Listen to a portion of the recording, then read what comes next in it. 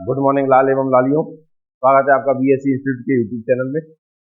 आज स्टार्ट करते हैं हम करेंट अफेयर्स, क्योंकि मैंने कल पढ़ा नहीं पाई, इस कारण से आज जो करंट अफेयर्स है वो 9 और 10 जून दोनों दिन की एक साथ करेंगे हम। और जो करंट कराने का अपना तरीका है उसमें करंट प्लस स्टैटिक दोनों कराते हैं। स्टैटिक कराने का मतलब एक और है कि आप जानते हैं स्टैटिक बहुत है, लेकिन स्टैटिक पेपर में कौन सी आती है, उससे संबंधित कोई करंट में जो चीज चल रही होती है वही उसका स्टैटिक बन जाता है। इसी दोनों कराने का प्रयास रहता है, तो आप बढ़िया तरीके से पढ़ें। स्टार्ट करते हैं हम आज की करंट अफेयर्स। आप ज्यादा से ज्यादा शेयर करें, ज्यादा से ज्यादा लाइक करें, तो और भी बच्चे जुड़ पाए और इस करंट अफेयर्स का फायदा सबको मिल पाए।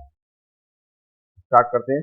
आज का पहला क्वेश्चन है अपना, यही बेहतरीन क्वेश्चन है, सपने वाला लखपति प्रश्न। पहला क्वेश्चन देखिए, इंपॉर्टेंट क्वेश्चन है, 10 लाख बार इंपॉर्टेंट डाल लेना। भारत और सर्बिया ने दशक के अंत तक मौजूदा 320 मिलियन यूरो से द्विपक्षीय व्यापार को कितने यूरो तक ले जाने का लक्ष्य निर्धारित करने पर सहमति व्यक्त की है। अभी हाल ही में देखो, क्वेश्चन दो ही बन सकता है, भारत और सर्बिया के बीच मौजूदा व्यापार कितने मिलियन यूरो का है, तो आंसर है 320 मिलियन यूरो का है। इतने करने का लक्ष्य रखा गया है, ठीक है ना। और ये प्रश्न चर्चा में क्यों है, इसको हम देखते हैं। पहले आप आंसर बताइए इसका। पहला ऑप्शन है 1 यूरो बिलियन, 10 यूरो बिलियन। ध्यान रखो, ये मिलियन है, ये बिलियन है, ऐसा मत समझना कि गलत लिख दिया। मिलियन से बिलियन में ले जाना है।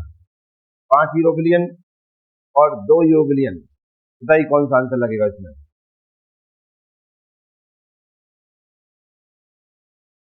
तो देखिए, इस क्वेश्चन का आंसर देखते हैं हम।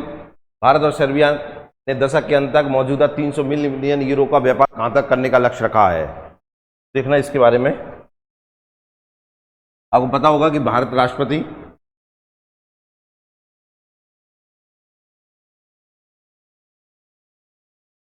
राष्ट्रपति कौन है? द्रौपदी मुर्मू, ठीक है ना। और इधर सर्बिया के राष्ट्रपति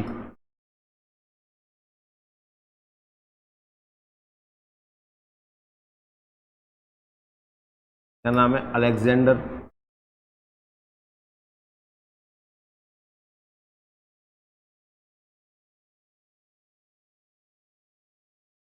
अलेक्जेंडर बूसेक,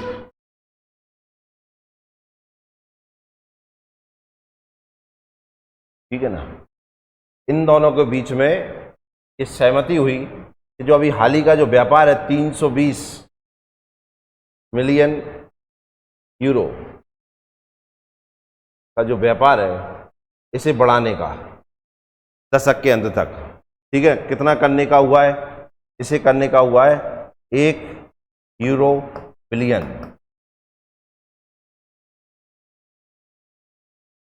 ठीक है ना। तो भारत के राष्ट्रपति कौन है? द्रौपदी मुर्मू। और सर्बिया के राष्ट्रपति कौन है? अलेक्जेंडर बूसेक। क्लियर है ना। इन दोनों के बीच में जो सहमति हुई, अब जानते हैं भारत के राष्ट्रपति जो है द्रौपदी मुर्मू है, ये 2 देशों की यात्रा में, एक तो सूरीनाम और दूसरा क्या? सर्बिया। तो सूरीनाम में गई तो आपको पता है कि वहां जो हिंदू लोग हैं, वहां जो भारतीय लोग हैं, उनकी जो वर्षगांठ थी, उसमें उसके उपलक्ष्य में वहां पर उनको सर्वोच्च नागरिक सम्मान दिया गया, grand order of the chain of the yellow star का जो सम्मान दिया गया। उसके बाद वे सर्बिया की यात्रा पर पहुंची। सर्बिया की यात्रा पर वहां उनका स्वागत हुआ और दोनों देशों के बीच में जो व्यापार है उसे बढ़ाने के ऊपर सहमति हुई। अभी हाल ही में कितना व्यापार चल रहा है? 320 मिलियन यूरो को कहां तक करने का लक्ष्य रखा गया? 1 यूरो बिलियन तक। क्लियर है। इनकी आपको पता है ये भारत की 15वें नंबर की राष्ट्रपति है, 15वीं राष्ट्रपति है। और आपको पता ही होगा क्या, ये भारत की पहली आदिवासी राष्ट्रपति है, भारत की पहली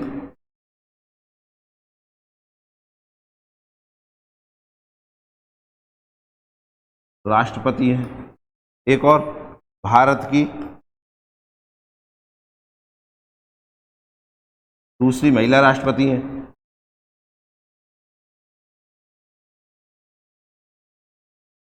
भारत की पहली महिला आदिवासी राष्ट्रपति, भारत की दूसरी महिला राष्ट्रपति, पहली आप जानते हैं कौन है। और ये अभी राष्ट्रपति बनने से पहले झारखंड की पहली महिला राज्यपाल थी।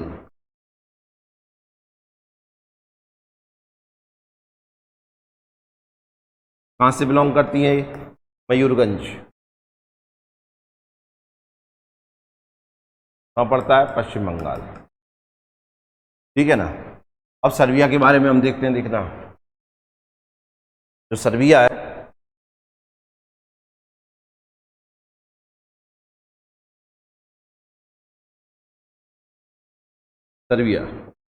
इसकी जो कैपिटल है वो क्या है? बेलग्रेड।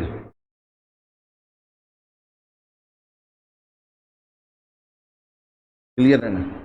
राष्ट्रपति अभी यार आपको बताए कौन है इसके राष्ट्रपति? इसके जो राष्ट्रपति हैं, राष्ट्रपति कौन है इसके? Alexander Vucic. अलेक्जेंडर वुसिक इसके राष्ट्रपति हैं। और इसके जो पीएम है वो कौन है? एना ब्रॉनविक। एना ब्रॉनविक इसके पीएम है।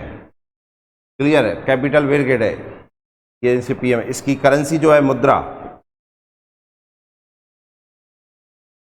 क्या है? सर्बियाई दिनार।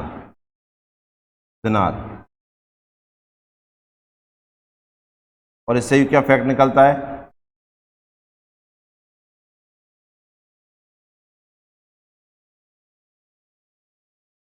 यूरोप का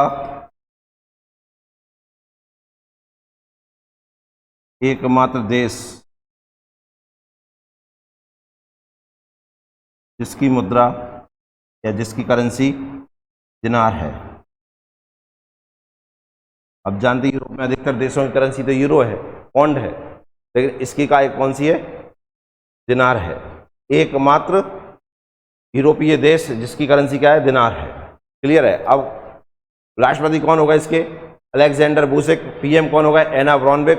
मुद्रा सर्बियाई दिनार हो गई इसकी। क्लियर है। अब बेलग्रेड से आपको कुछ ध्यान आ रहा हो तो ठीक है ना। बेलग्रेड में नाम NAM, नॉन अलाइन मूवमेंट, गुटनिरपेक्ष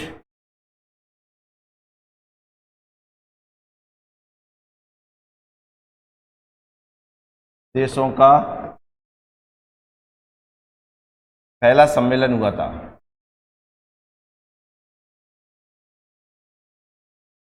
गुटनिरपेक्ष देशों का पहला सम्मेलन कहां पर हुआ था? बेलग्रेड में हुआ था। क्लियर है ना। तो इसका आपको ध्यान में रखना है।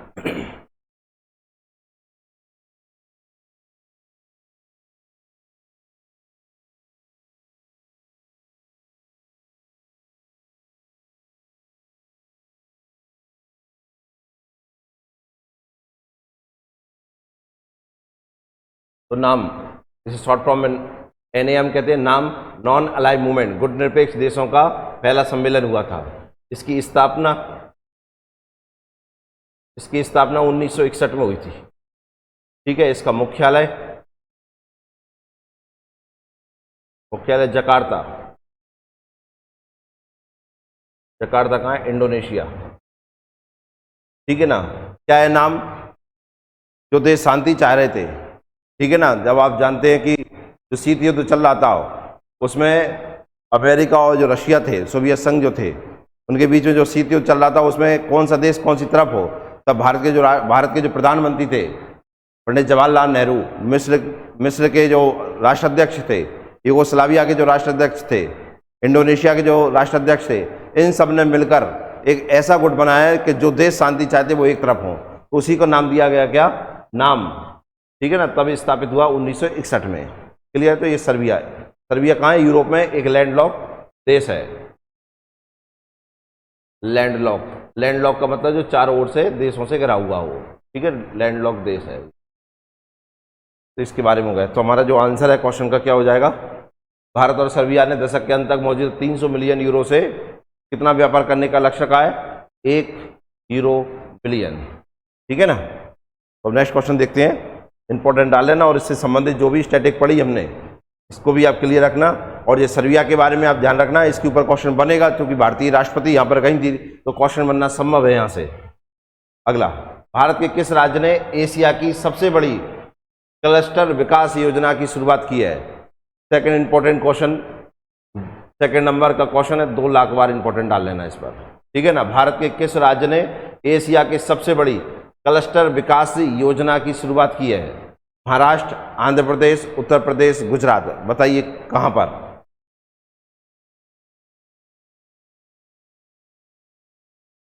देखिए, भारत के किस राज्य ने एशिया की सबसे बड़ी क्लस्टर विकास योजना की शुरुआत की है? तो ये हमारा क्वेश्चन है, ये इंपॉर्टेंट, बहुत इंपॉर्टेंट क्वेश्चन है। देखिए, एशिया की सबसे बड़ी क्या है क्लस्टर योजना, वो देखिए इसमें क्या बताया गया वो देखें आप। इस योजना में जो एशिया की सबसे बड़ी योजना है इसमें क्या होगा? देखिए, 1500 एकड़, 1500 एकड़ में 10,000 घरों का निर्माण होगा। 10,000 घरों का निर्माण होगा। सोचिए आप, 10,000 घरों का निर्माण होगा। ये इसका स्टेप फर्स्ट कहलाएगा, चरण 1। ठीक है, अभी चालू हुई है तो चरण 1 के बारे में जानकारी है। सेकंड चरण कब होगा यही पता नहीं, क्योंकि अभी इसका लक्ष्य पूरा किया जाएगा। तो 1500 एकड़ में 10,000 घरों का निर्माण किया जाएगा। दूसरा क्या होगा इसमें? इनमें क्या होगा? इसमें 322 वर्ग फुट का स्वकब्जे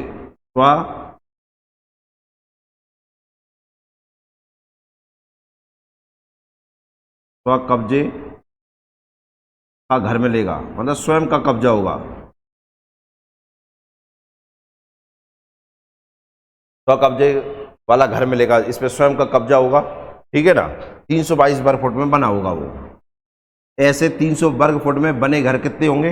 ये 10,000 घर होंगे। ऐसे कितने एकड़ में बनेंगे? ये 1500 एकड़ में बनेंगे। अब ये कहाँ बनेंगे, किस राज्य बनेंगे, किस योजना, किसने चलाई ये योजना? तो देखना इसके बारे में जो आंसर है, इसका आंसर है तो महाराष्ट्र के जो सीएम है एकनाथ शिंदे जो है, इन्होंने इसकी घोषणा की है कि ये कहाँ निर्माण होगा इसका। तो इसका निर्माण होगा ठाणे, शुरुआत ठाणे से हो रही है, फिर मुंबई में बनेंगे।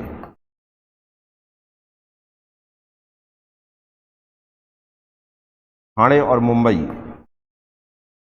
यहाँ पर इसका निर्माण किया जाएगा। तो ठाणे और मुंबई में इसका निर्माण किया जाएगा। आपको पता है अभी कुछ ही दिन पहले साईराज बिल्डिंग थी।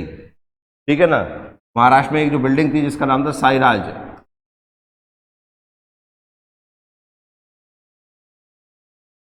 बिल्डिंग, आपको पता है इसे कुछ ही सेकंडों में गिरा दिया गया था। बहुमंजिला इमारत थी। ठीक है ना। अब यहाँ पे जो लोग पुनर्स्थापित हुए थे, विस्थापित जो हुए थे, उन्हें पुनर्स्थापित करने के लिए और भी जो बिल्डिंग ऐसी है जो जर्जर अवस्था में है उन्हें हटाया जाएगा, और वहाँ जो लोग बसे हैं उन्हें पुनर्स्थापित करने के लिए इस योजना की शुरुआत की गई है। ठीक है ना। तो मुंबई और ठाणे में इसकी शुरुआत होगी, ठाणे से शुरुआत हो रही है इसकी। मुझे लगता है क्लियर होगा। ये एशिया की सबसे बड़ी होगी। और देखिए अभी अपन ने इसके बारे में क्या पढ़ा था, आप जानते हैं मुंबई पुराना नाम बम्बई, कौन से द्वीप पर स्थित है ये? सॉल्वेट द्वीप पर स्थित है। ठीक है ना। दूसरा इसे क्या कहा जाता है? 7 द्वीपों का नगर। क्लियर है ना। माया नगरी है मुंबई के बारे में। और आपको पता है कि जिसका था नहीं और जिनका था नहीं, तो जिनका था नहीं उनने इसे लिया, और जिसका भी नहीं था उसे दे भी दिया। जैसे कि पुर्तगालियों ने इसे दहेज के रूप में किसको दिया था? ब्रिटेन को दिया था। अंग्रेजों को दे दिया था कि नहीं? ब्रिटेन के जो प्रिंस थे उनकी जब शादी हुई थी पुर्तगाली जो राजकुमार थी उनसे, तो दहेज के रूप में किसको? बम्बई को दिया गया था। ठीक है ना। अब माया नगरी है, सॉल्वेट द्वीप पर है, 7 द्वीपों का नगर कहलाता है। और आप एक और देखिए, ठाणे और मुंबई, ये दोनों शहरों में, और दोनों शहरों के बीच का आपको पता होगा कि यहाँ पर ट्रेन चलाई गई थी 1853 में, भारत की पहली ट्रेन, भारत की पहली ट्रेन, भारत की पहली ट्रेन किस किस के बीच में चली थी? मुंबई और ठाणे के बीच में चली थी। कब? मुंबई और ठाणे के बीच में चली थी 1853 में, ठीक है ना। 40 किलोमीटर का रास्ता था ये, ठीक है ना। 16 अप्रैल को चलाई गई थी ये, 16 अप्रैल का वो दिन था जब भारत की पहली ट्रेन चली थी मुंबई और ठाणे के बीच में। ट्रेन का नाम बताएंगे आप? ट्रेन का नाम क्या था? ट्रेन का नाम था क्वीन मैरी। क्लियर है? किसने चलाई थी ये? तो आपको पता होगा, डलहौजी ने चलाई थी।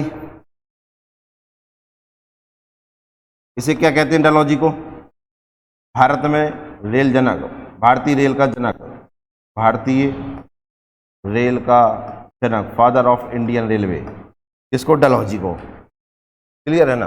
और अभी आपको महाराष्ट्र में और चीज़ों की जानकारी होगी, कुछ जगहों के नाम बदले गए हैं, किस किस के नाम बदले गए हैं, तो ये आपको पता होगा। देखो, पहला तो हमें पता है किसका? अहमदनगर, अहमदनगर, इसका नाम बदला गया। औरंगाबाद का नाम बदला गया, औरंगाबाद का नाम, उस्मानाबाद का नाम बदला गया, और किसका नाम बदला गया बताएंगे आप? और किसका नाम बदला गया है? एक और नाम है बांद्रा, बसोरवा, समुद्री लिंक सेतु, इसका नाम भी बदला गया है। अहमदनगर का नाम क्या रखा गया है? अहिल्या नगर, जिसका नाम रखा गया क्या? अहिल्या नगर। औरंगाबाद का नाम क्या रखा गया है? औरंगाबाद का जो नाम रखा गया है, और उस्मानाबाद का नाम जो, तो औरंगाबाद का नाम क्या रखा गया है? संभाजी नगर, संभाजी नगर इसका। उस्मानाबाद का जो नाम रखा है वो धाराशिव रखा गया है, धाराशिव, ठीक है ना। और इसका नाम क्या रखा है? वी.टी. सावरकर, ये इनके नाम रखे गए हैं, ठीक है ना। तो इनका भी आप ध्यान रखें। खैर, हमने ये पढ़ लिया है सब, वी.टी. सावरकर। एक क्वेश्चन का आंसर आपको देना है। मैंने सीएम बताया, इसके कौन है? एकनाथ शिंदे। आपको बताना है महाराष्ट्र के गवर्नर कौन है, गवर्नर ऑफ महाराष्ट्र कौन है, ये आपको बताना है।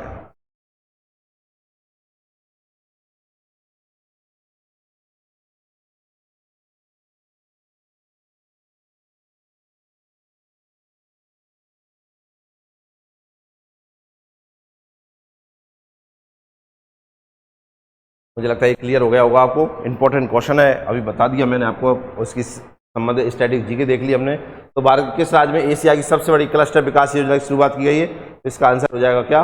महाराष्ट्र में शुरुआत की गई है। कहां पर? महाराष्ट्र में। क्लियर है। नेक्स्ट क्वेश्चन देखते हैं हम। हाल ही में बिम्स्टेक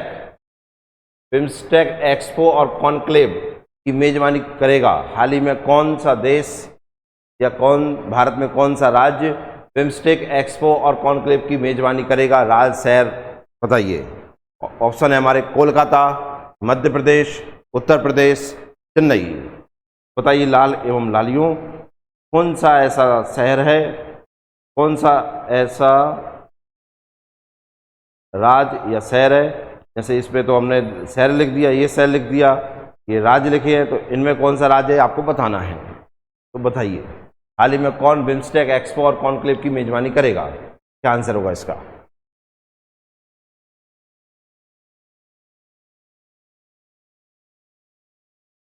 तो देखिए, इसका आंसर हाल ही में बिम्स्टेक एक्सपो और कॉन्क्लेव की मेजबानी कौन करेगा? तो पहले हम बिम्स्टेक के बारे में देखते हैं, ये बिम्स्टेक क्या है। देखिए, पहले तो इसका फुल फॉर्म सुनिए आप क्या है। बी फॉर, देखिए, bay of Bengal, B for bay of Bengal की खाड़ी, बे ऑफ बंगाल। आई से हो जाएगा initiative, bay of Bengal initiative for multi sectoral technical and economics corporation. दोबारा सुनो, bay of Bengal initiative for multi sectoral technical and economic corporation. Clear है ना। इसके बारे में देखिए, इसकी स्थापना पहले तो इसका पुराना नाम देखिए, इसका पुराना नाम क्या है?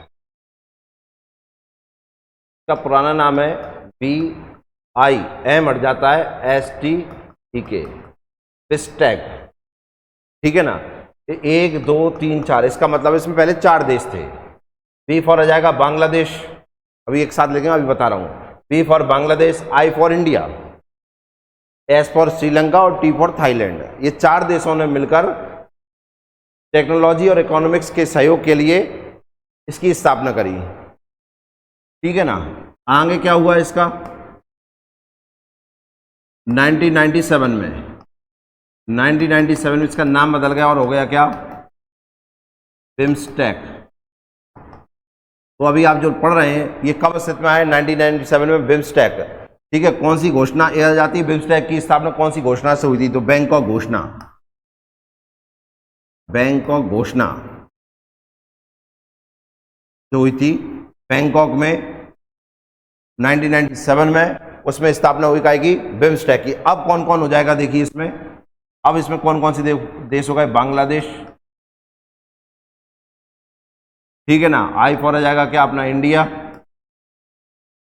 M फॉर आ जाएगा म्यांमार, तो म्यांमार इसमें कब जुड़ गया? 1997 में। S फॉर आ जाएगा क्या?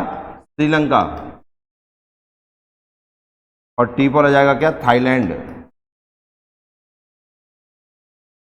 क्लियर है ना?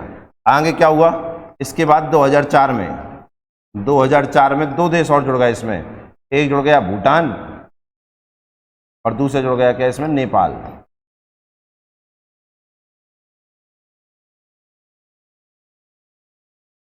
नेपाल, तो ये देश इसमें जुड़ गए। तो टोटल लागत कितने देश हो गए? 1 2 3 4 5 6 7। मैप के हिसाब से देखें तो ऊपर से देखेंगे, देखिए सबसे ऊपर आ जाएगा क्या? नेपाल। नेपाल के नीचे या बगल में कह लीजिए भारत, फिर भूटान, भूटान नीचे बांग्लादेश, बांग्लादेश के नीचे आ जाएगा म्यांमार, म्यांमार के नीचे थाईलैंड, थाईलैंड और सबसे नीचे श्रीलंका जाएगा। ठीक है, ऐसे 7 देशों का समूह हो गया। कौन? बिम्स्टेक। कितने देश हैं इसमें? 7 देश, 7 देशों का समूह। क्लियर है ना? अब इसका हेडक्वार्टर, इसका जो हेडक्वार्टर है वो है ढाका। ढाका कहाँ पड़ता है? बांग्लादेश में। ये बांग्लादेश में हो गया। क्लियर है ना? तो पुराना नाम इसका हो गया बिस्टेक। कौन सा देश सम्मिलित नहीं था सबसे पहले इसमें? म्यांमार। म्यांमार कब सम्मिलित हुआ? 1997 में, और इसका नाम पड़ गया बिम्स्टेक। तो बैंकॉक घोषणा के द्वारा बिम्स्टेक की स्थापना हुई। ठीक है, पहले इन 4 देशों ने मिलकर इसे टेक्नोलॉजी और इकोनॉमिक्स के सहयोग के लिए बनाया था। हेडक्वार्टर ढाका बांग्लादेश में है। 2004 में भूटान नेपाल जुड़े थे। सबसे लास्ट में जुड़ने वाले देश कौन से हो गए इसमें? भूटान और नेपाल। अब इसका हाल ही में बिम्स्टेक एक्सपो और कॉन्क्लेव की मेजबानी करेगा। कौन सा देश करेगा? इसका आंसर हो जाएगा, बताइए क्या? तो आंसर है कोलकाता करेगा, वेस्ट बंगाल, कोलकाता करेगा। ठीक है ना? तो इसका आंसर हो गया। नेक्स्ट क्वेश्चन देखते हैं हम। किसके द्वारा नालंदा पुस्तक लिखी गई? ये पुस्तक का नाम है नालंदा। किसके द्वारा लिखी गई है? अभय के, विजय दर्डा, शशि थरूर, अमिताभ घोष। बताइए इसका आंसर।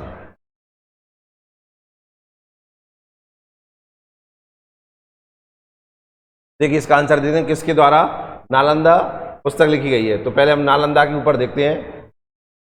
इस किताब में जो लिखा है ना, नालंदा बना था उससे लेकर अभी दोबारा से नालंदा का जो जीर्णोद्धार किया गया, दोबारा से जो बनाया गया, जो बिहार की सरकार है, नालंदा विश्वविद्यालय आपको पता है बिहार में है। ठीक है ना? तो अभी तक का पूरा इतिहास लिखा है इसमें। तो नालंदा विश्वविद्यालय,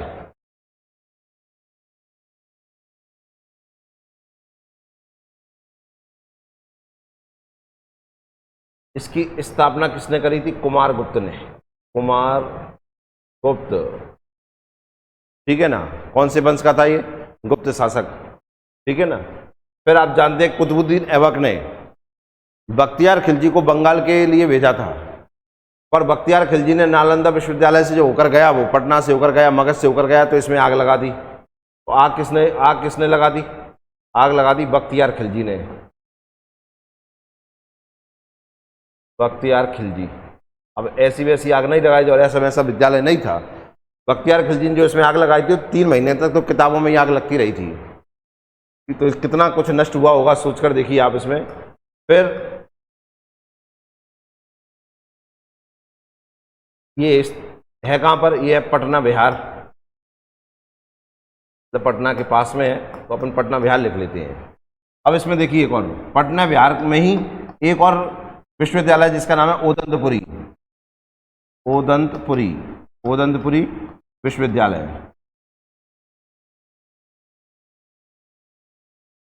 ओदंतपुरी विश्वविद्यालय, इसकी स्थापना किसने कराई थी? धर्मपाल ने। धर्मपाल ने। कौन सा शासक था? पाल वंश का शासक था। क्या अब इन दोनों में अंतर क्या था, नालंदा में और इसमें? तो इसमें एंट्रेंस एग्जाम होता था, इसमें एंट्रेंस एग्जाम नहीं होता। जो बच्चे इसमें फेल हो जाते थे वो इसमें एडमिशन ले लेते ओदंतपुरी विश्वविद्यालय में।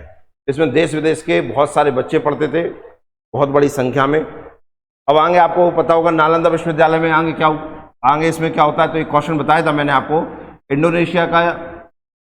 इंडोनेशिया के शैलेंद्र वंशी शासक,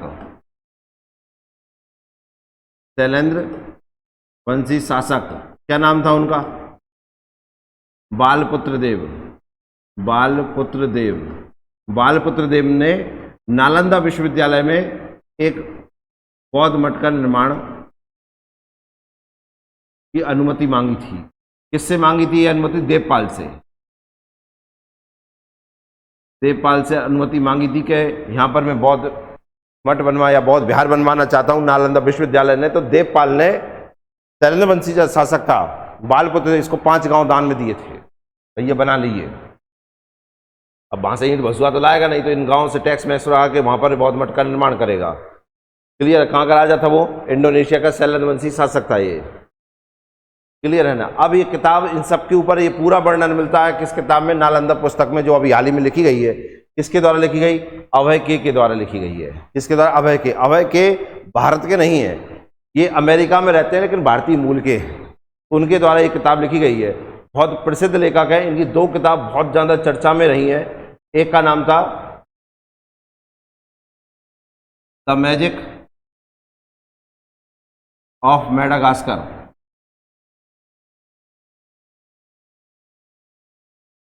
बेहतरीन किताब थी। और एक किताब का नाम था अर्थ एथम। अर्थ एथम। अर्थ एथम के बारे में ध्यान रखना, इसकी कितनी प्रसिद्ध किताब होगी? 150 भाषाओं में लिखी गई किताब है ये। 150 भाषाओं में इसका अर्थ ट्रांसलेट किया गया था, इसको अनुवाद किया गया था। 150 भाषाओं में इसका अनुवाद किया गया था अर्थ एथम का। ठीक है ना?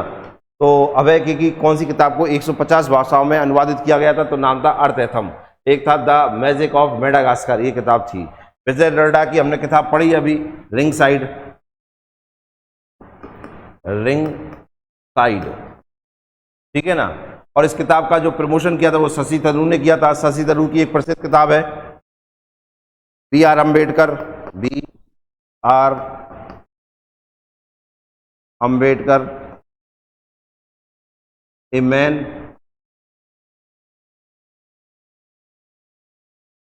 who give hope to India's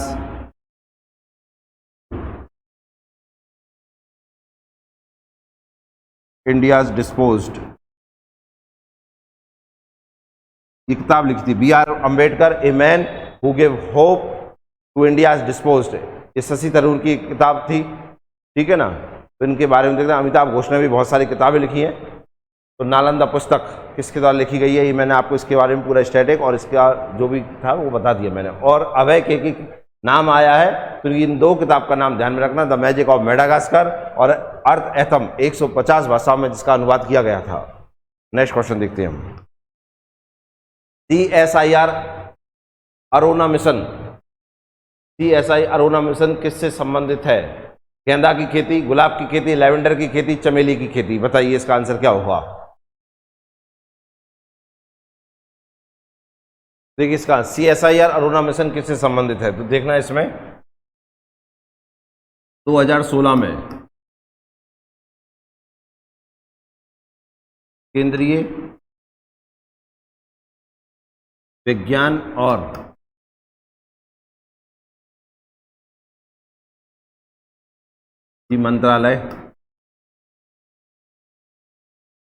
मंत्रालय ने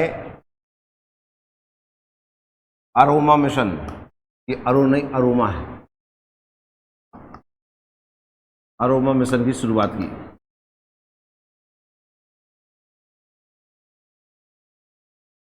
ठीक है ना। अब अरोमा मिशन की शुरुआत करी, तो वो मिशन की शुरुआत कहाँ से करी? तो वो स्टार्ट करी इन्होंने कहाँ से? भद्रवाह से। भद्रवाह कहाँ पड़ता है? जम्मू एंड कश्मीर में। अब यहाँ काय की शुरुआत करी इसके द्वारा? तो यहाँ पर करी इन्होंने बैंगनी या लेवेंडर क्रांति की शुरुआत। एक प्रश्न आपका यहां से बन सकता है कि भारत में लेवेंडर क्रांति या बैंगनी क्रांति की शुरुआत कहां से हुई? तो भद्रवाह जम्मू एंड कश्मीर से। ऐसे ही यहां से शुरुआत हुई, तो इस भद्रवाह का नाम एक और रखा हो गया, क्या? ये भारत की लेवेंडर राजधानी कहलाती है।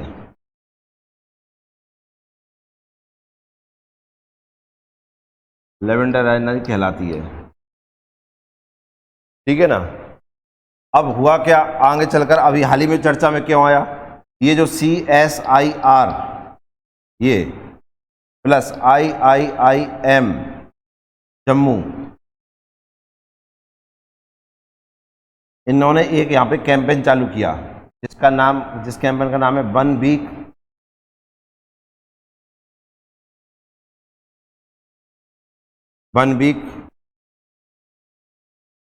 वन लैब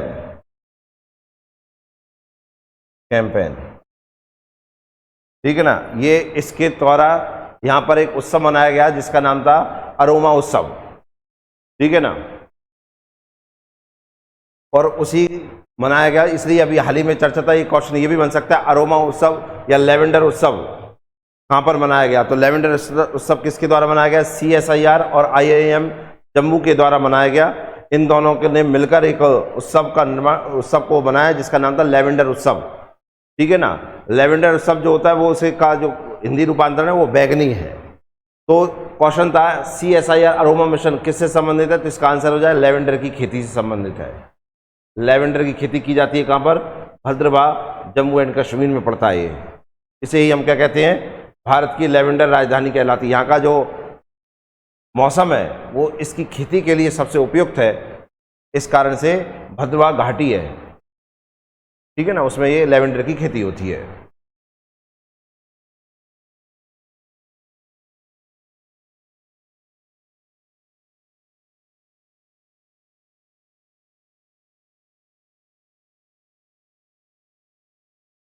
चलिए नेक्स्ट क्वेश्चन देखते हैं हम। देखिए इसका आंसर, चेन्नई से श्रीलंका जाने वाला भारत के पहले अंतर्राष्ट्रीय क्रूज जहाज का क्या नाम है? देखिए इसका निर्माण किसने किया था? तो इसका निर्माण जो किया है, इसका निर्माण Chennai port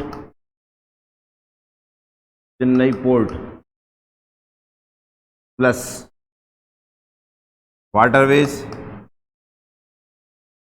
waterways leisure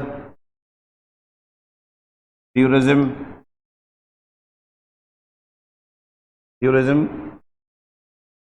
private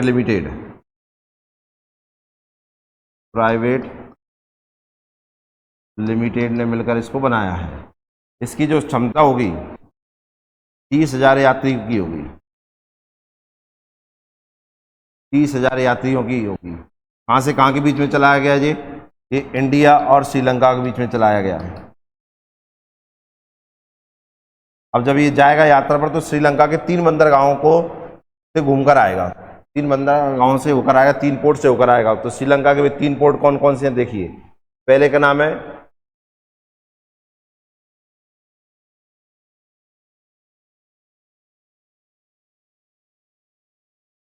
Kanke संतेरुई, Kanke संतुरुई पहला। दूसरे का है त्रिकोमाली पोर्ट, और लास्ट है एक और कौन सा, हम्बनटोटा, हम्बनटोटा बंदरगाह है। इन 3 बंदरगाहों से होकर आएगा ये क्रूज जहाज, ठीक है ना। एक पहले का नाम क्या है, कांके संतेरुई, दूसरे का नाम है त्रिकोमाली, और लास्ट का है हम्बनटोटा। ये 3 बंदरगाहों से होकर आएगा। ये श्रीलंका में नॉर्थ में पड़ता है, ये श्रीलंका के ईस्ट में पड़ता है। ये हम्बनटोटा जो है ये पड़ता है कहाँ पर, साउथ ईस्ट में। इसे आप जानते हैं हम्बनटोटा जो बंदरगाह है, इसे श्रीलंका ने चीन को 99 साल की लीज पर दिया है, ठीक है ना। और श्रीलंका का 2nd नंबर का जो पोर्ट है, पहले नंबर कोलंबो पोर्ट सबसे बड़ा, दूसरे नंबर का हम्बनटोटा है। तो ये श्रीलंका का सबसे बड़ा प्राकृतिक बंदरगाह है और ये नॉर्थ में पड़ता है। तो यहाँ से आके बीच में से होकर आएगा पूरा का पूरा एरिया, क्लियर है। इसको हरी झंडी किसने दिखाई, जो हमारे मिनिस्टर हैं, शिपिंग मिनिस्टर हैं, जहाजरानी मंत्री हैं, कौन से, सर्बानंद सोनवाल,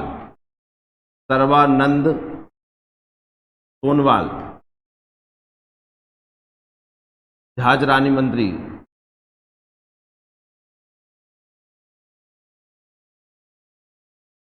शिपिंग मिनिस्टर जो इंडिया, इन्होंने इसको हरी झंडी दिखाई है, इसको क्लियर है ना। इसका निर्माण किसने किया है, चेन्नई पोर्ट और waterways leisure tourism private limited ने। 30,000 यात्रियों की क्षमता है, इंडिया और श्रीलंका के बीच में चलेगा ये, ठीक है ना। और इसका नाम जो होगा वो होगा MV एम्प्रेस इसका नाम होगा, क्लियर है ना। इसका ये आंसर होगा। नेक्स्ट क्वेश्चन देखते हैं हम। हाल ही में भारतीय नौसेना द्वारा स्वदेशी निर्मित वरुणास्त्र का सफल परीक्षण किया गया है, क्या है, मिसाइल है क्या, पनडुब्बी है क्या, टॉर्पीडो है क्या, युद्धपोत है क्या, बताइए क्या आंसर होगा इसका।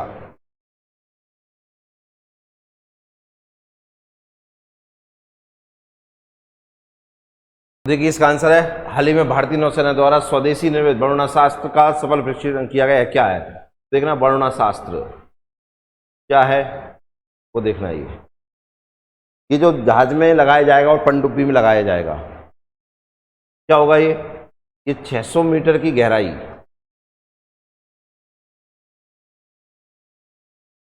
600 मीटर की गहराई में 74 किलोमीटर पर आवर की स्पीड से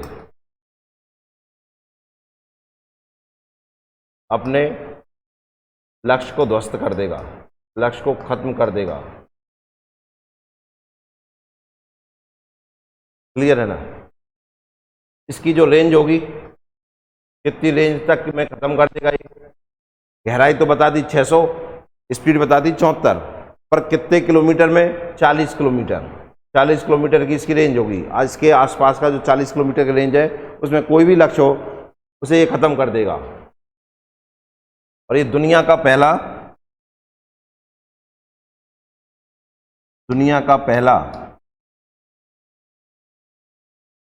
ऐसा शस्त्र है, यह दुनिया का पहला ऐसा है जिसमें, दुनिया का पहला जिसमें GPS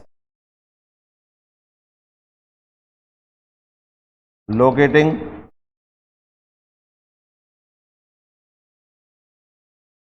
एड सिस्टम लगा है, ठीक है ना। इसका ध्यान रखना आप, इसमें GPS लोकेटिंग एड सिस्टम लगा है।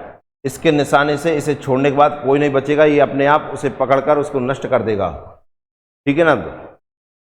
तो ये है क्या, वरुणास्त्र क्या है, मिसाइल है, पनडुब्बी है, टॉर्पीडो है। देखिए इसे जहाज में लगाया जाएगा। एरोप्लेन से जो छोड़ी जाती है वो मिसाइल छोड़ी जाती है, और जहाजों से जो छोड़ा जाता है उसे टारपीडो कहते हैं। इसका नाम हो जाएगा क्या है, ये टारपीडो। पर इस टारपीडो का नाम क्या है, वरुणास्त्र नाम है, वरुणास्त्र नहीं कहेंगे, वरुणास्त्र कहेंगे। अस्त्र है ये, ठीक है ना। अस्त्र और शस्त्र दोनों में अंतर होता है। किसने विकसित किया है, तो देखना इसको विकसित किया DRDO प्लस NSTL। किसने विकसित किया है, NSTL ने, NSTL ने इसे विकसित किया है। क्या है NSTL का full form, navy science and technology lab. DRDO के बारे में आप जानते ही हैं, क्या नाम है इसका, जिन्हें पता नहीं है पता करें DRDO का फुल फॉर्म क्या है। डीआरडीओ की स्थापना और डीआरडीओ के अध्यक्ष। स्थापना कब हुई डीआरडीओ की और इसके अध्यक्ष कौन है, इनके बारे में आपको बताना है। तो स्थापना हुई थी इसकी कब?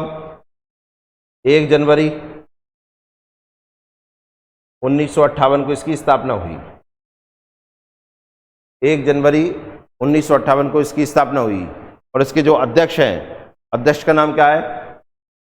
अध्यक्ष का नाम है समीर कामत। समीर कामत के अध्यक्ष हैं। तो डीआरडीओ की एक और शाखा है एनएसटीएल। इन दोनों ने मिलकर इस वरुणास्त्र को बनाया है, जो क्या है? टारपीडो है, जो 40 किलोमीटर की रेंज में 600 मीटर की गहराई में 74 किलोमीटर की स्पीड से अपना जो लक्ष्य है उसे खत्म कर देगा। और दुनिया का पहला टॉर्पीडो है जिसमें जीपीएस लोकेटिंग एड सिस्टम लगा हुआ है। क्लियर है? मतलब छोड़ो, भूल जाओ, नष्ट करके ही आएगा। नेक्स्ट क्वेश्चन देखते हैं अपन। हाल ही में आईएसए की स्थायी समिति की 8वीं बैठक का कहाँ आयोजित की जाएगी? 8वीं बैठक कहाँ आयोजित की जाएगी? 8th समिट जो हो रही है उसकी आईएसए की, कहाँ पर? आईएसए का फुल फॉर्म है इंटरनेशनल सोलर एलियंस, अंतर्राष्ट्रीय सौर सोलर गठबंधन। इसकी जो 8वीं बैठक है वो कहाँ आयोजित की जाएगी? नई दिल्ली, चंडीगढ़, लखनऊ, जयपुर। बताइए।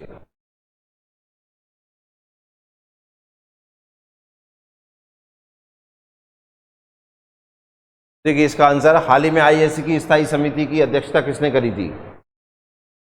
देखना, आईएसए इसका फुल फॉर्म है क्या? इंटरनेशनल सोलर एलियंस, अंतर्राष्ट्रीय सौर गठबंधन। इसकी जो स्थापना हुई थी,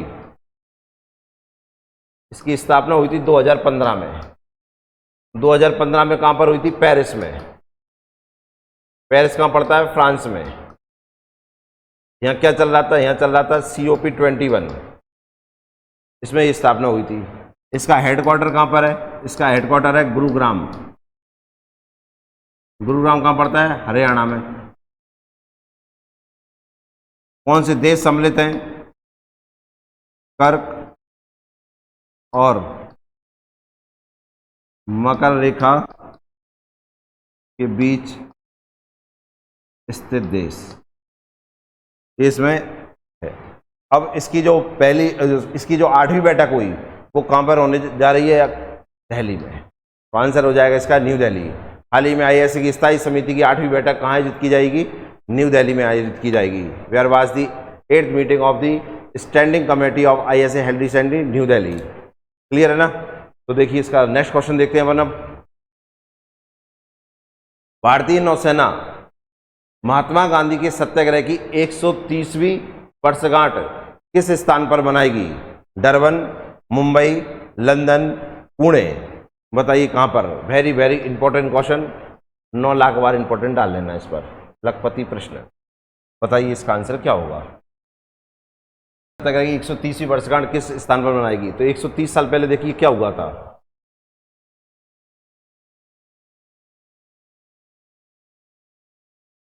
महात्मा गांधी का रंगभेद के खिलाफ संघर्ष चालू हुआ था।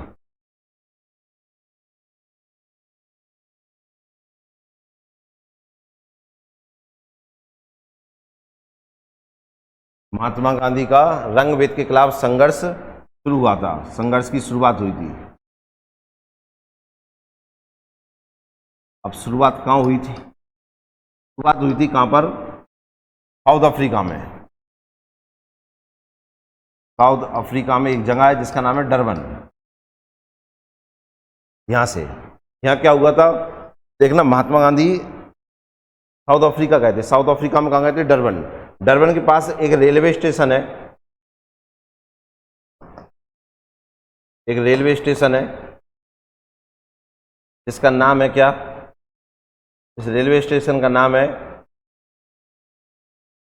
Peter Maritzburg.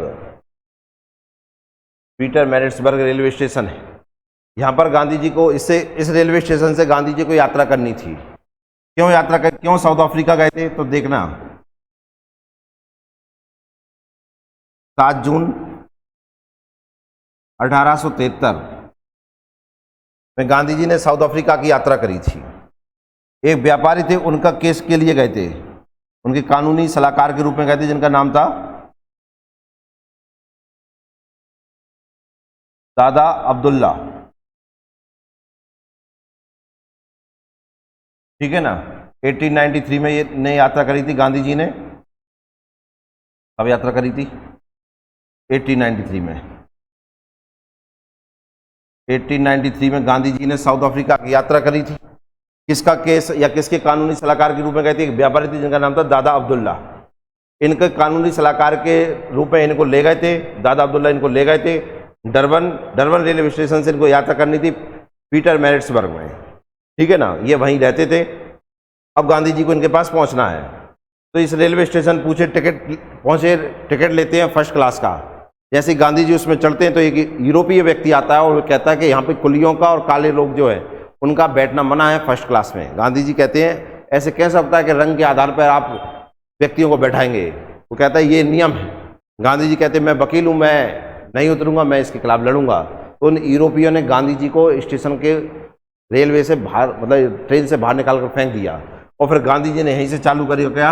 रंग भेद के खिलाफ संघर्ष चालू। 130 साल पहले हो गए हैं आज हम देखें तो 2023 में इसको। तो यहीं से महात्मा गांधी का ये पहला संघर्ष चालू होता है, रंग भेद। अपने जीवन का पहला जो आंदोलन किया था तो रंग भेद के लिए किया था उन्होंने। क्लियर है ना। अब क्यों काम कैसे मना रहे हैं तो देखना। अभी भारतीय नौसेना का एक जहाज है जिसका नाम है INS त्रिशूल। वो डरबन की यात्रा पर है। ठीक है ना। तो डरबन की यात्रा पर है, तो यहीं पर जो स्टेशन है पीटरमैरिट्सबर्ग, यहीं पे ये कार्यक्रम होगा और ये सत्याग्रह की 130वीं वर्षगांठ मनाई जाएगी। ठीक है ना। और साउथ अफ्रीका और भारत के जो संबंध हैं इन्हें और मजबूत किया जाएगा इसके द्वारा। अब देखना, गांधी जी 7 जून 1893 को गए थे, लौटकर भी आए होंगे। लौटकर आए थे कब? 1915, 9 जनवरी 1915 को लौटकर आए थे। इसे हम भारत में किस रूप में मनाते हैं? NRI डे के रूप में मनाते हैं, प्रवासी भारतीय दिवस, प्रवासी भारतीय दिवस के रूप में मनाते हैं। अभी आप जानते हैं 2023 का कहाँ हुआ था? ये हुआ था इंदौर, मध्य प्रदेश में। ठीक है। जिसमें आप जानते हैं मुख्य अतिथि और विशेष अतिथि दोनों थे। इसमें मुख्य अतिथि थे गुयाना के राष्ट्रपति और विशेष अतिथि सुरीनाम के राष्ट्रपति। ये यहाँ पे विशेष अतिथि है। अभी हमारे जो राष्ट्रपति हैं वो सुरीनाम गई थी, वहाँ पर उन्हें सर्वोच्च नागरिक सम्मान मिला था, दिया गया है। ठीक है ना। तो ये शुरुआत ये 185 वर्षगांठ कहाँ मनाई जा रही है? डरबन में मनाई जा रही है। तो इसका आंसर है डरबन। क्लियर है ना। तो इसका आप ध्यान रखना। 130 साल पहले क्या किया था महात्मा गांधी ने? रंग भेद के खिलाफ संघर्ष की शुरुआत करी थी। ठीक है ना।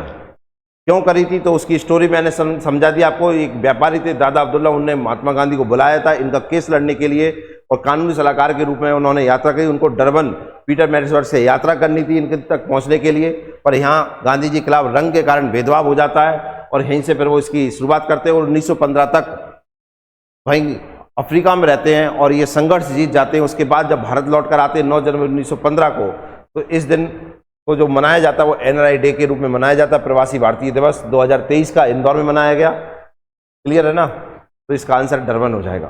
चलिए नेक्स्ट क्वेश्चन देखते हैं हम।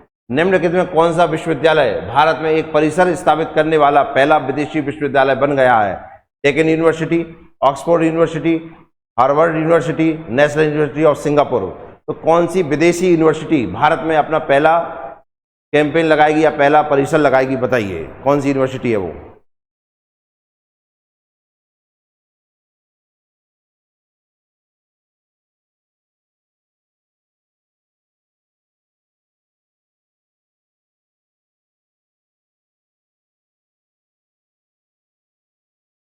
तो निम्नलिखित में कौन सा विश्वविद्यालय भारत में एक परिसर स्थापित करने वाला पहला विदेशी विश्वविद्यालय बन गया है? आपको पता है हमारे यहाँ के जो IIT है उसने भी अपना पहला कैंपस विदेश में खोला है। मैंने अभी करंट में पढ़ाया था आपको, IIT मद्रास है, वो अपना पहला कैंपस विदेश में खोलने जा रहा है। और मैंने आपको बताया था अफ्रीका का वह देश है जहाँ पर ये खोलेगा, आपको नाम बताना वह देश कौन सा, मैंने करंट में पढ़ा दिया आपको। और कौन सा विदेशी भारत में पहला कैंपस खोला, तो इसका आंसर है डेक्कन यूनिवर्सिटी। तो इसका आंसर है, ये ऑस्ट्रेलिया की है। अब भारत में भी कहीं ना कहीं तो खोलेगा, तो भारत में ये कहाँ पे खोलेगा, गुजरात में। गुजरात में ओपन होगी। ऑक्सफोर्ड यूनिवर्सिटी कहाँ की है, ब्रिटेन की। और हार्वर्ड कहाँ की है, USA की। और ये लिख ही रहा है सिंगापुर की। तो ये इसका आंसर हो जाएगा। क्लियर है ना। तो इसका आंसर आपको देना है, IIT मद्रास किस देश में अपना पहला कैंपस खोलेगी। ठीक है, नेक्स्ट क्वेश्चन देखते हैं हम इसका। तो ये अब हमारे लखपति प्रश्न है, जिसमें हमारे सारे हम ऑपरेशन पढ़ रहे हैं। पिछली क्लास में आपको कुछ पढ़ाए थे, अब आपको यहाँ इन ऑपरेशन के बारे में देखेंगे। ऑपरेशन मेघ Chakra, operation Dudhi, operation molten metal, operation Narcos, operation Amanat, operation Ganga, operation Olivia, operation Satark, operation Devi Shakti, operation blue freedom. तो इनके बारे में अपन को देखना है। तो एक एक के बारे में देखते हैं हम।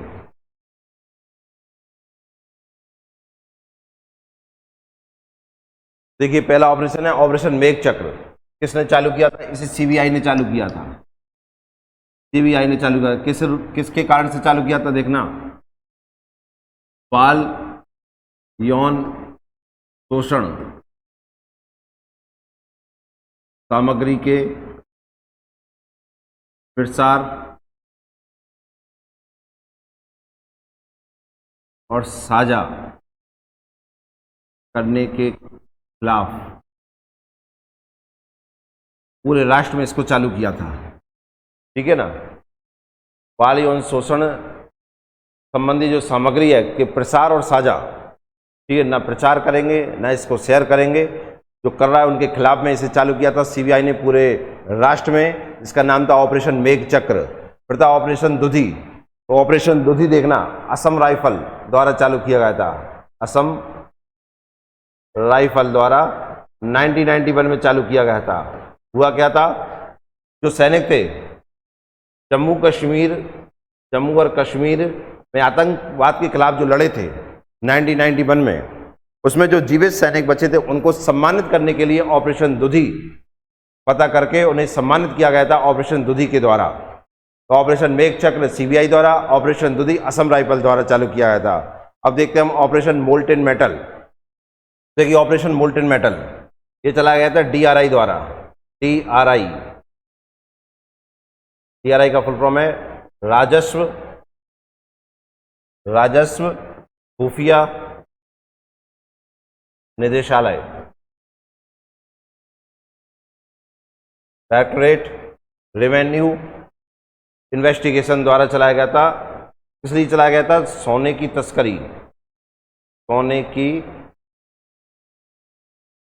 तस्करी करने वाला एक रैकेट था, उसका भाणप, उसको पता करने के लिए, उसका भाणप फोड़ने के लिए, पकड़ने के लिए इसका ऑपरेशन मोल्टेन मेटल चलाया गया था DRI द्वारा। क्लियर है ना। डायरेक्टरेट रेवेन्यू इन्वेस्टिगेशन, राजस्व खुफिया निदेशालय द्वारा सोने की तस्करी को पकड़ने के लिए चलाया गया था। ऑपरेशन नार्कोस रेलवे द्वारा चलाया गया था। इसलिए नार्कोस किस लिए चलाया गया, देखो नार्कोस से नार्कोटिक्स बनता है, तो इससे आपको समझ, नार्कोटिक्स क्या करता है, ड्रग्स को पकड़ता है। तो नशीले पदार्थों की तस्करी को रोकने के लिए, तस्करी को, जो स्मगलिंग होती है नशीले पदार्थों की, उसको पकड़ने के लिए रेलवे द्वारा चलाया गया था, नशीले पदार्थों की तस्करी को पकड़ने के लिए। ऑपरेशन अमानत ये भी रेलवे द्वारा चलाया गया था। इसमें क्या किया गया था,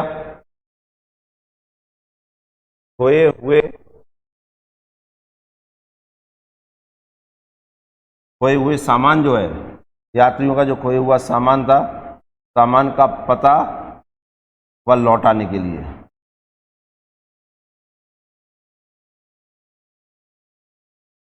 के लिए इसे चलाया गया था। तो ऑपरेशन मेघचक सीबीआई द्वारा, ऑपरेशन दुधी असम राइफल द्वारा, ऑपरेशन मोल्ड मेडल डीआरआई या राजस्व खुफिया निदेशालय द्वारा सोने की तस्करी को पकड़ने के लिए, ऑपरेशन नार्कोस नार्कोटिक्स से ध्यान करना रेलवे द्वारा नशीले पदार्थों की तस्करी को रोकने के लिए या पकड़ने के लिए, ऑपरेशन अमानत रेलवे द्वारा खोए हुए सामान का पता व लौटाने के लिए किया गया था। आगे हम देखते हैं ऑपरेशन गंगा। तो ऑपरेशन गंगा चलाया गया था कहां पर? भारत सरकार द्वारा यूक्रेन में। यूक्रेन में फंसे भारतीयों को वापस लाने के लिए।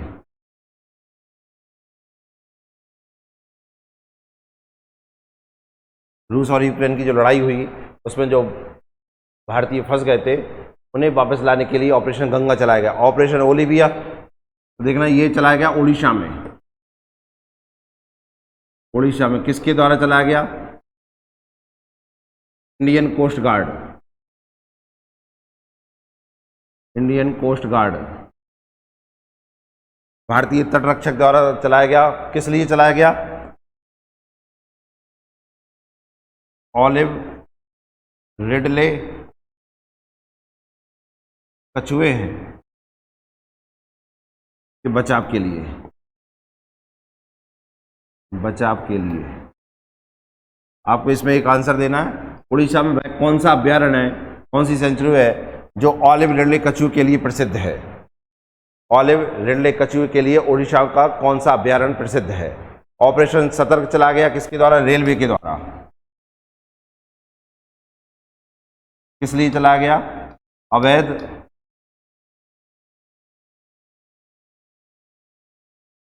तंबाकू व अवैध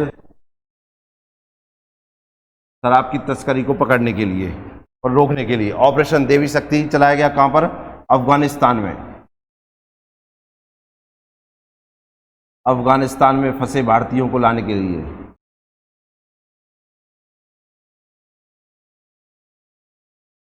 भारतीयों को लाने के लिए क्या हुआ था यहां पर अफगानिस्तान में?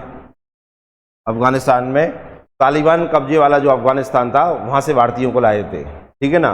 ऑपरेशन ब्लू फ्रीडम ये सामाजिक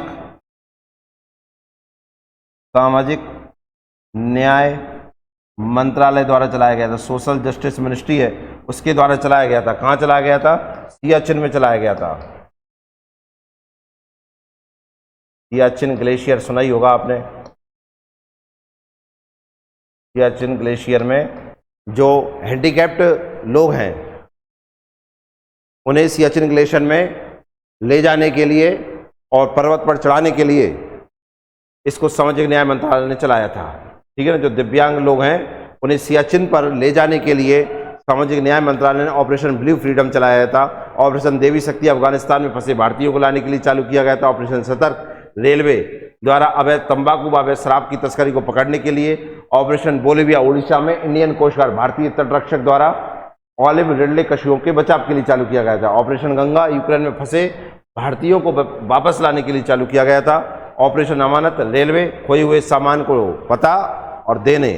नार्कोस रेलवे नशीले पदार्थों की तस्करी को पकड़ने के लिए। ऑपरेशन मोल्ड मेडल डीआरआई राजस्व खुफिया निदेशालय द्वारा रेवेन्यू इन्वेस्टिगेशन जो है, ठीक है ना, उसके द्वारा सोने की तस्करी को पकड़ने के लिए चला गया। दुधी असम राइफल द्वारा 1991 में जो जम्मू कश्मीर में आतंकवादियों को मारने के लिए जो ऑपरेशन चलाया गया था उन सैनिकों को सम्मान करने के लिए पता करके सम्मान का। ऑपरेशन मेघचक्र सीबीआई द्वारा बाल यौन शोषण सामग्री के प्रसार और उसको साझा करने के खिलाफ चलाया गया था।